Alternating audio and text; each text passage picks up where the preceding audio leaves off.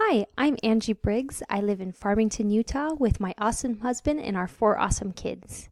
Here they are holding their week-old baby chicks they got for Easter. My oldest son is 11 years old, my second son is 9 years old, my third son is 7, and my daughter just turned 5. What I like most about myself is I'm a dedicated mom. I like watching my boys play their sports and watching my daughter dance. I also like hiking and camping with my family and doing other fun activities.